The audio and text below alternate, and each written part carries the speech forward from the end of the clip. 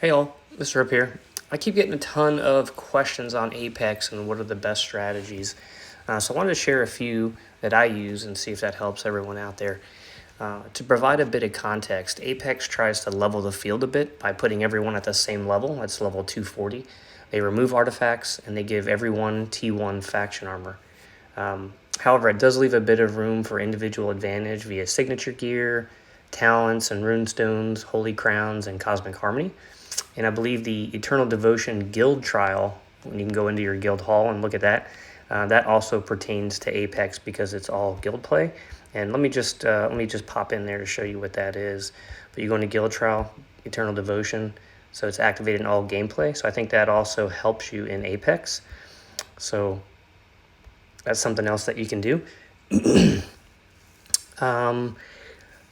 Also, another way you can gain factional advantage is you always want to switch up your lineup at the end to gain factional advantage. So, for example, if the enemy has their first team, let's just see, if the first team is Vitalis, then you want to go ahead and put in, your team that has factional advantage. And let me just clarify what I mean by that. So we go into teams. So if he has Vitalis, I want to put my Ardent team at the top, right? If he has Eternal Devotion, I want to put my Vitalis team at the top. So you want to gain that factional advantage right off the bat so you maximize your chances to win.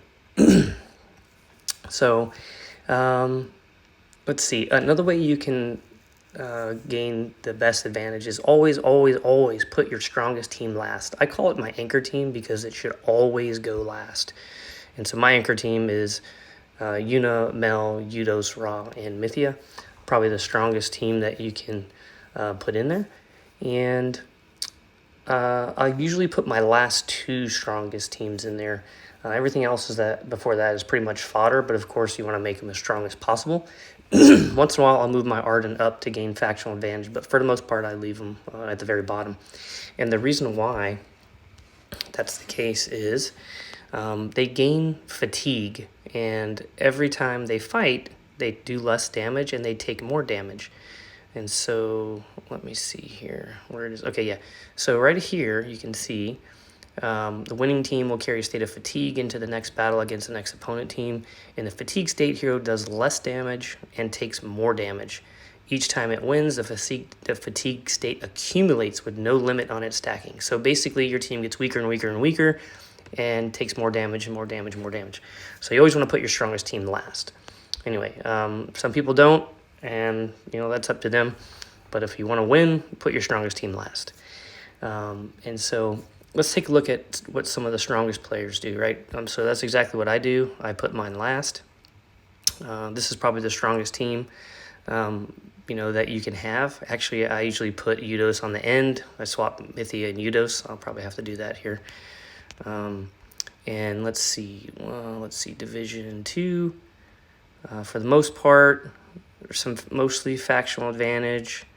Division 3, for sure, all factional advantage, right? And, it maximizes your chance to win. So, anyway, those are some tips for Apex. If it works for you, or you have any comments or best practices, put them in the comments. Have fun out there playing the game, and good luck.